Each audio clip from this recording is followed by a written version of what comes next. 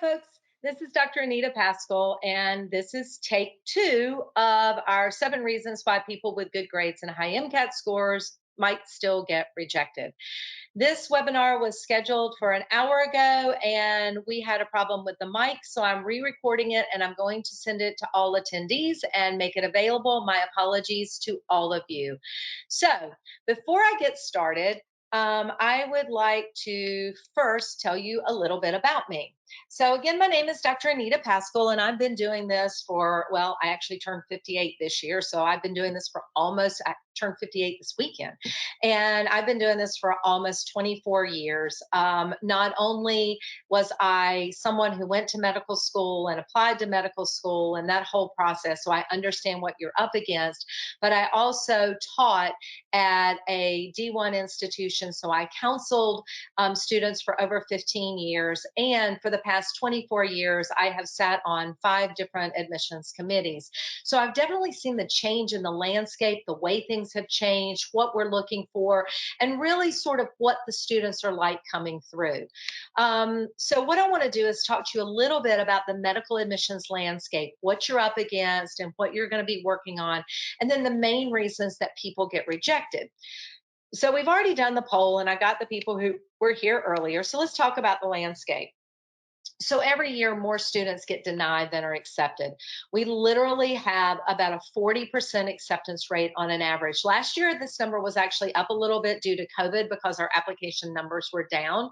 But when you're looking at an average of anywhere from 52 to 58,000 applicants every year for 19 to 22,000 seats, you're only going to get an acceptance rate of about 42%. So if you consider 40% are accepted and 60% are denied, what's probably going to shock you is of this 60%, of 50% of these students have good GPAs and strong MCAT scores. And that's really kind of frightening, isn't it? It's really thinking, wait, I've got a good GPA and a good MCAT score, and I still got denied. And that's what most people don't realize. What most people don't realize is that of that 60%, 50% are missing other things. And most commonly, it's not a personal statement. It's not an interview. It's not applying too late. It's their experiences. So let's talk about the numbers in general. So these are numbers from last year. And what you see is the average student applying had what is in the average range for an MCAT score. The 50th percentile is about a 505, 506, and a GPA of about 336. And what you will notice, though, however, is the matriculate MCAT is closer to a 512, and the GPA is a 37335. Now, that doesn't mean if you don't have a 512 or you don't have a 375, you're not going to get in, but it will be more difficult. So if you've got like a 3.5 GPA, you're really going to want to helpfully offset that with a stronger MCAT score and better experiences. If your GPA starts to fall into the 3.334 range, unless you are really considering DO, and even in that line, you definitely want to make sure you have strong attributes. You may want to consider doing a master's program, a science-based master's program, to demonstrate your ability to do science-based graduate level coursework. Now, let's talk about that GPA and that MCAT. That gets you through the screen. And depending upon where those fall, and oftentimes people really struggle picking schools. How do I pick a school? I just want to apply anywhere. No, you don't. Okay. What you want to do is you want to take the MSAR, you want to look at the median GPA and the median MCAT for each school. Target schools will be about 1 point above or below those MCAT scores and about 0.1 on the GPA. Your reach schools will be about 3 points above that. And if it's a public school and you're out of state, a target school will be 3 points above your MCAT score, because public institutions hold more spots for in-state students for that specific reason, because they get state-supported funding. So admissions committees consider the totality of an applicant. But since the average med school is going to get about 10,000 applications, for 100 seats, and there are going to be about 3 to 500 interviews granted, 10,000 to 100 seats, that's a 1 in 100 chance. Okay. So we've got to have screening criteria to get through 10,000 applications. Otherwise, nobody'd ever get an interview. So the first screen is going to be on that GPA and MCAT. So for an example, one of my schools has an average MCAT score of about 511. We screen electronically down to a 508, 509, and we screen from our GPA average of 3.7 down to about a 3.5. Okay. So you've got to figure, am I going to make it through the base screens? Then we screen on other criteria, like if they're in underrepresented populations, any special hurdles, any special considerations. But that's a good screen for determining your number. The average student applies to 7 to 15 schools. Most of my students apply to around 20. You need to keep this in mind when determining your school number, because you've got to take into consideration the interviews afterwards, if you get one, but more importantly, completing secondaries. Now, we say that a strong MCAT score will help a slightly lower GPA. So if your GPA is more in the 3.5 range, but you get a 5.14, most schools go, they seem like they know their content. If you're more in a 3.4 range, you need to be closer in the 5.18 range. If you're looking at more, upper, higher mid-range schools, and you want to have very strong experiences. We say that a strong MCAT score helps a lower GPA, but a poor MCAT, like a 502, 503, kills the strongest 4.0. So make sure to use your resources out there, be they the MSAR or ACOMAS's or Texas guidelines, to figure out what schools' baselines are. It is a numbers game, and figuring out, if you say that of the rejections, about 32% had poor MCAT scores and about 18% had poor GPAs, what was keeping that other 50% out? Well, the most common reason is poor experiences. And most people get so fixated on their personal statement and they forget about the experiences. And it is probably the second most important part of your application once you get through those screens. The most common experiences that people are lacking are either their clinical experience or their service. So it's really important to make sure that you have well-rounded experiences. So let's talk about the 7 reasons. So if we're saying that people are lacking on their experiences, AMCAS has their 15 core competencies. They are things that they expect students to articulate their capabilities in their experiences. 2 of the schools I review for actually have me sit down and one-to-one map experiences with the core competencies. So read the experiences and say, do they demonstrate critical thinking, ability to overcome hurdles, an understanding of science? Do they demonstrate reliability, ability to communicate with other people? So if you're writing an experience where you say, as a mentor for the Boys and Girls Club, I interacted with Sam, I taught him, I tutored him in mathematics, and I also was a buddy system for him and came to understand the hurdles many underprivileged kids face. You talk about teaching, you talk about communication, you demonstrate empathy, you demonstrate understanding. Can you speak to all of these in your experiences? Now, AMCAS gives you a format where you will list the type of experience, and they have basic experiences from research to teaching to paid clinical to community service. And I always tell my students to start about in the year before they're getting ready to apply, list everything that they've done and sit down and figure out which one of these categories do they think they're going to go in. I worked as an RA, so I'm going to do leadership, and I tutored as an RA, and what experiences, so what am I going to put that in? I have this much clinical shadowing, I have this much paid clinical, I have this many service things. And we're going to talk a little bit about how much we're looking for, and go back, if you haven't, look at my personal statement and experiences this webinar from January to give you more insight into those. But then when you come back to your experiences, figure out how many different types you have, and do you show a good diversity? Make sure you're not too research heavy, too physician shadowing heavy, or whatever. I always recommend that my students combine all of their physician shadowing into one experience so they can have a longer period of time and a greater number of hours.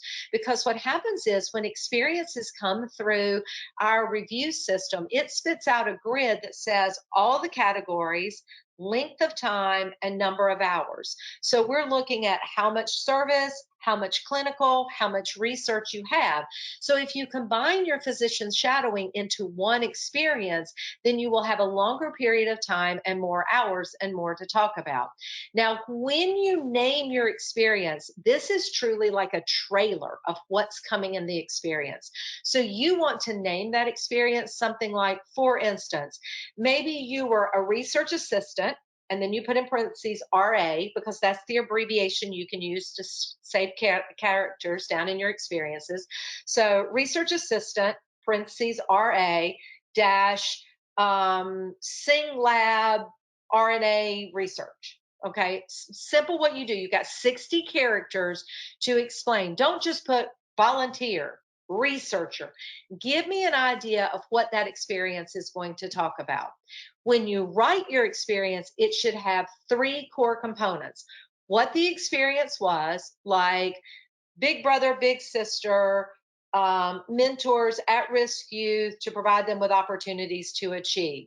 And then the next lines would be, what did you do? So, what was it? What did you do? What did you learn from it?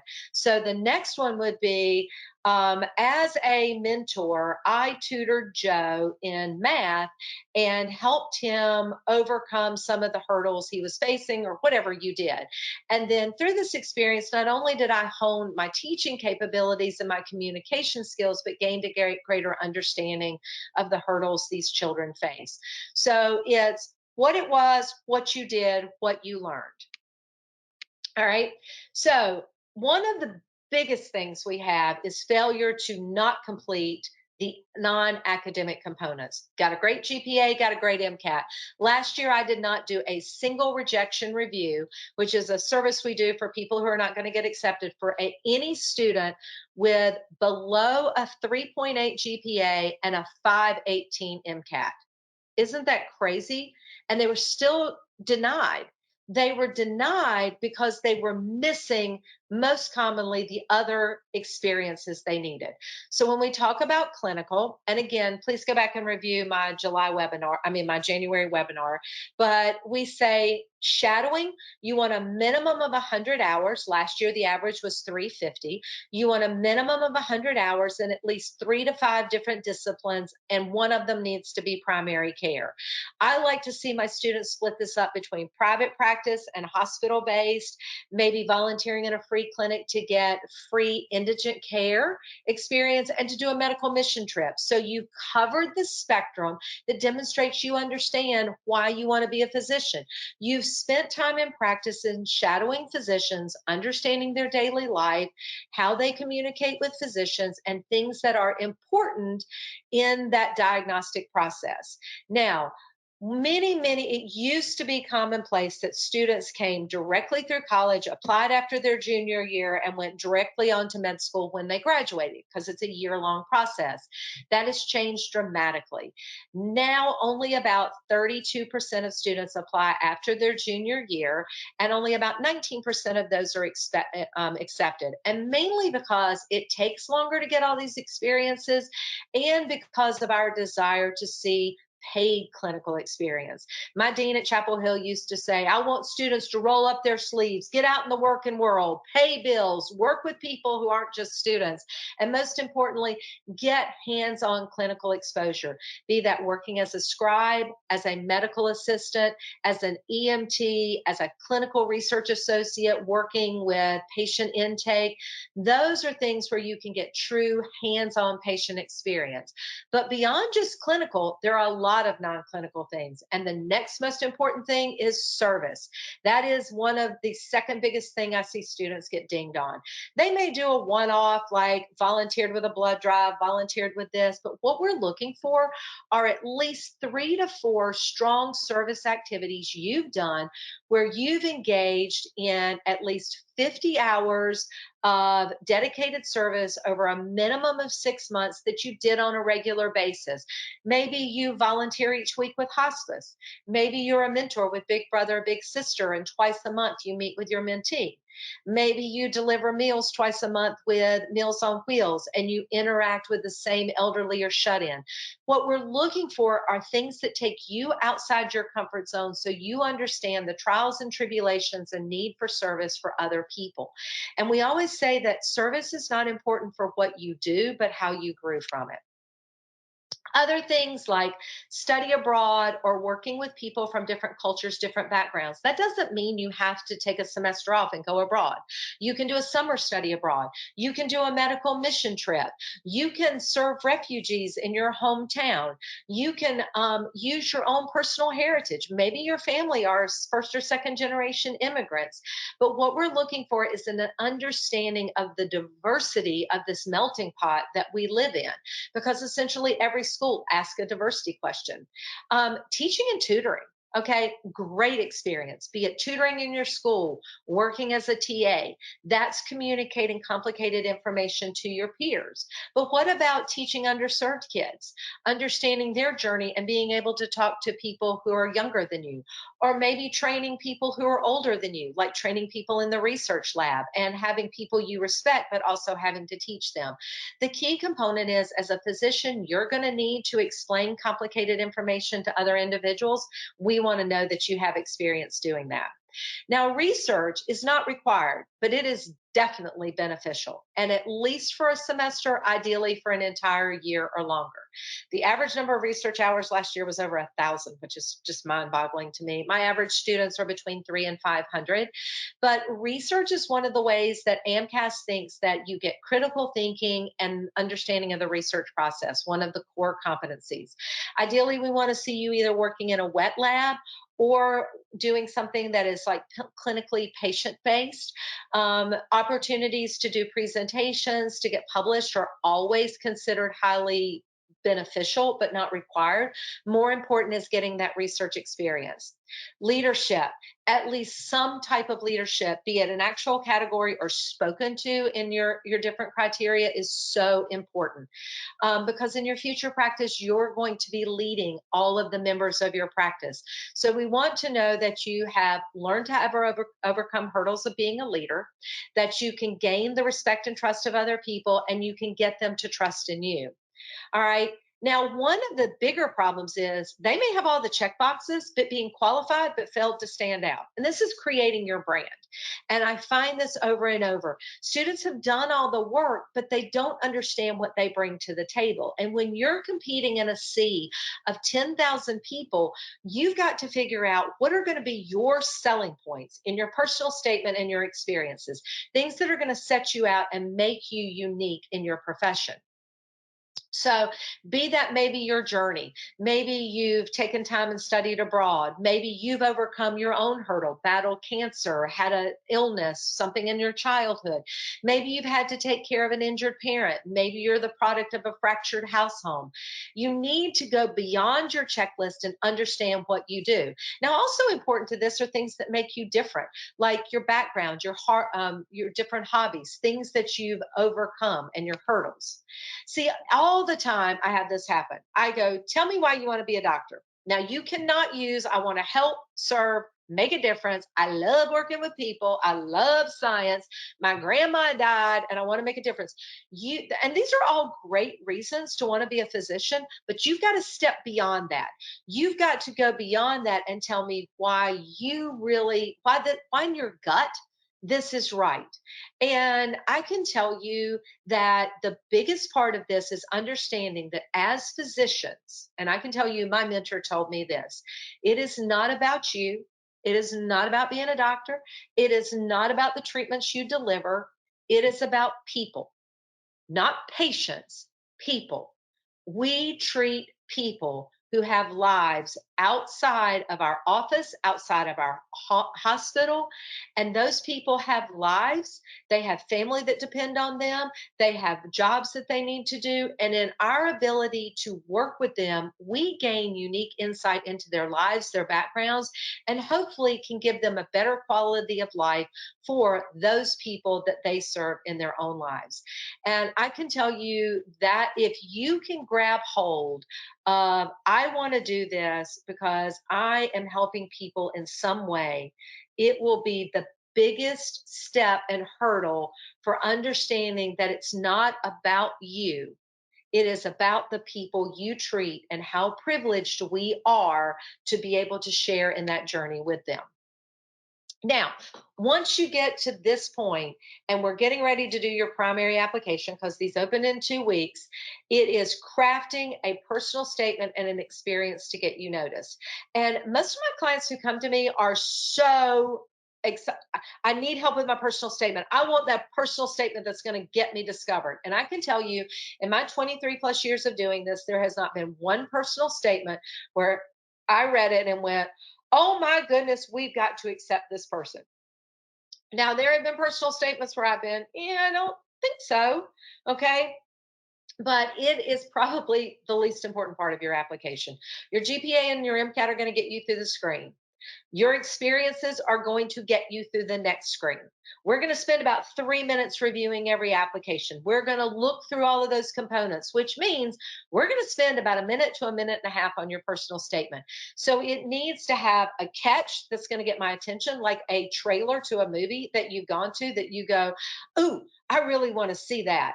That should be your catch. And then the next points that go through it should tell me your story. And it should not be, I want to be a doctor because my journey to medicine. I am so tired of hearing my journey to medicine. It should not be cliche ish. It should never start paragraphs or sentences with I, if at all possible. We are looking for a journey that is in active speak that will catch my attention, that tells me that it should punch me in the gut because it says she gets it, he gets it. I know why they want to be a doctor. Don't tell me you want to be a doctor. You're applying to med school. Of course, I know that. Tell me about your journey. So I always say demonstrate, don't tell. That is the difference. And that is in your personal statement and your experiences. The next glitch is getting poor letters of recommendation. Okay. The first thing is you want to shoot for at least 5, at least 3 academic, 2 clinical, 1 non-clinical. I mean, sorry, 2 science, 1 non-science. That's because more and more schools now want a non-science letter. So that's 3 out the gate. If you've done a lot of research, you want a letter from one of your researchers.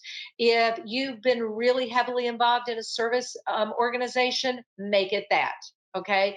If you have really, been involved heavily in a leadership position and somebody knows that, you may want to have a letter from them. Ideally, you want between 5 and 7 letters. AMCAS will allow up to 10. Please don't go overkill. We ain't got time to read all of those. So 2 science, 1 non-science. Ideally, 1 from a clinician, although med schools don't require a clinical letter. You'd be amazed at how many med schools say we prefer 1. Then you should put that in your letter list, but they don't. So it would be great to have a clinical letter. It would be great to have 1 from your research if you've done a lot of it, and then 1 more for somebody who can speak to you. We don't care about deans of med schools. We don't care about your family pastor. We don't care about a great family friend who knows you. We want people who have worked directly with you in that capacity. And if you're applying to an osteopathic program, ideally get a DO letter. What I recommend is that you start requesting letters no later than January of the year you're planning to apply. And you want to make sure that you give them a deadline of April 30th so that you get them in hopefully by May 30th for people who drag. You don't have to have them in for when you submit, but most schools will not consider you as complete until all of those letters are in. The best way to get the best letter is to often provide them with a copy of your personal statement and your resume. And then I have my students give them an applicant strengths, which literally they go through the 5 categories we talk about: academic, clinical, service, leadership, and social skills. And then they write out things they've done: research, study abroad, teaching, tutoring, clinical, and they do it in a bullet format so that their letter writer can pull directly from those. applying to the wrong schools.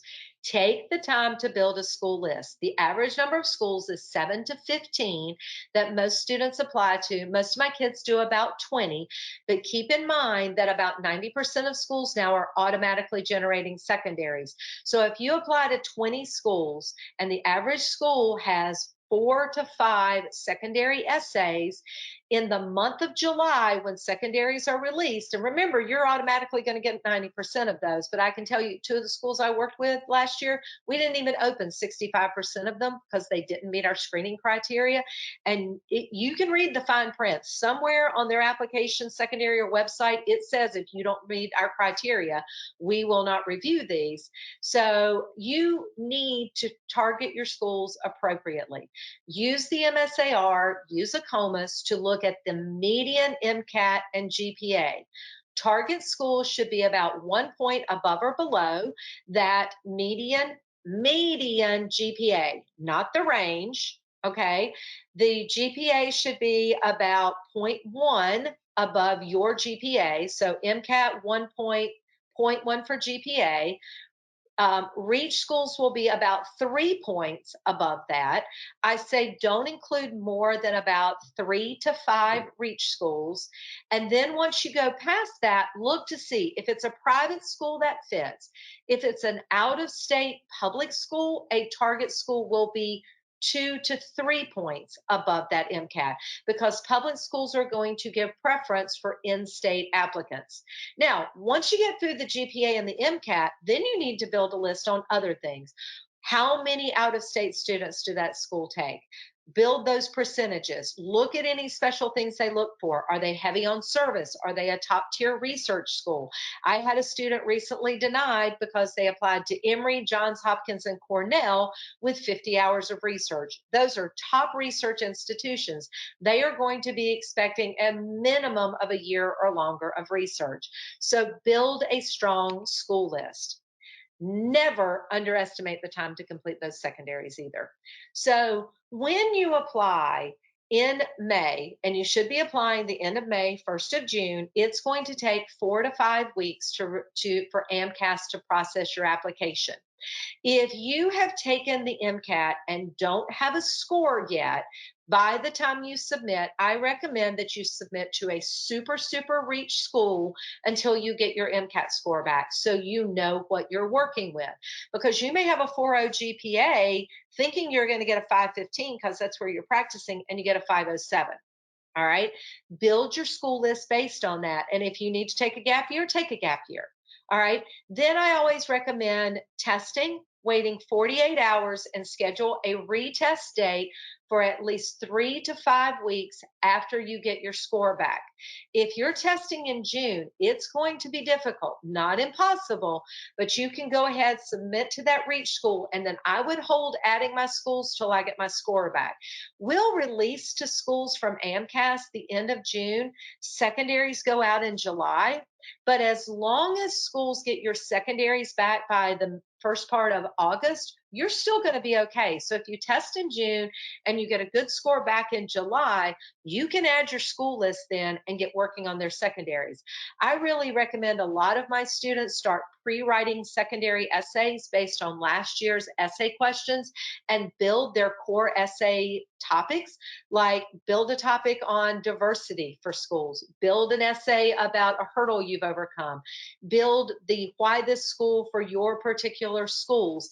And once you have a core of like 8 to 10 essays, then you can kind of, as we say, rinse, wash, and repeat and stroke them for different schools. Although be very careful of copy and paste. Year after year, students will speak about, I really want to go to Georgetown, and they send it to Chapel Hill, and we get it in those essays. So be very careful of copy and paste. We'll talk more about that.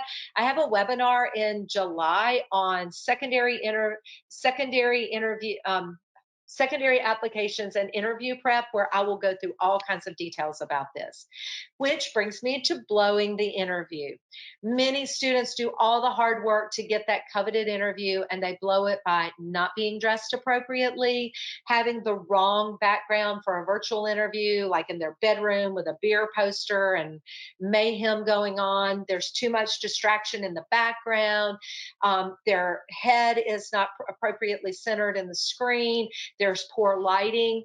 So if you're doing virtual interviews, invest in your space. Make sure that you have an engaging background behind you, that your head is positioned so it sits appropriately in the screen. All of these things I will talk about in the interview and secondary essay webinar in July. But this is your chance to shine. And so you want to be dressed appropriately. You want to have good eye contact. You want to be able to articulate your journey. You want to have a dynamic background. And most importantly, you need to know your brand and you need to know how to sell that brand in your interview. So, for instance, if you get a question that is maybe, tell me about your most meaningful clinical experience. And you might start that with an intro that said, I've been very fortunate to gain clinical exposure both here and abroad, as well as working as a medical scribe. I've shadowed in hospitals and private practice for over 200 hours. I've worked in an indigent care clinic for the past 2 years. I had the opportunity to do a medical mission trip in Honduras. But my past year of working directly with Dr. Spivey as his medical scribe in dermatology has shown me so much why this is the right field for me, specifically in my job. And then you can talk about that. So you've highlighted things you've done so they know this is not the only thing you've done, but then you focus on one thing, because what you want to happen is the average applicant will be reviewed by committee about 2 weeks after their interview. And so when we pull your application back 2 weeks later and the committee reviewer who interviewed you sits down and opens your application, you want him to be able to go, oh, that's Sally who did such and such, or that's Sam who did such and such. You want to leave them with 4 to 5 memorable things about you that will stand out. Okay. So that takes us to the end of our webinar. And I apologize that this is a re-recording. What happened was, for some reason, the audio did not work, and I re-recorded this for everyone, and I will post it and send it out. But here at the Princeton Review, our job is to get you into your dream schools. That can come from getting the grades and the test scores to make it through those screens, through our homework help 24/7 when you're in trouble, to getting great test scores to prepare you for the all important MCAT, to make that 512 and above to get you noticed. And then, importantly, which is the part that people most forget, is putting together the great application, because those test scores and GPAs mean nothing if you can't create your brand and articulate it in a fashion to stand out, which means writing experiences with the correct types, with the correct statements to fit the core competencies in the correct format, and have a personal statement that is engaging, having secondary essays that are going to get you noticed for that particular school. That's what we do through our application packages, which can be just primary or secondary support. But more importantly, most of our students have comprehensive or premier counseling directly with me to help get them noticed. Thank you guys so much. And I hope you get an opportunity to review this.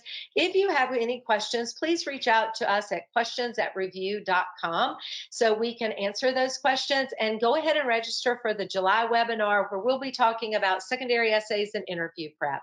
Thank you so much for your time, and I look forward to working with some of you.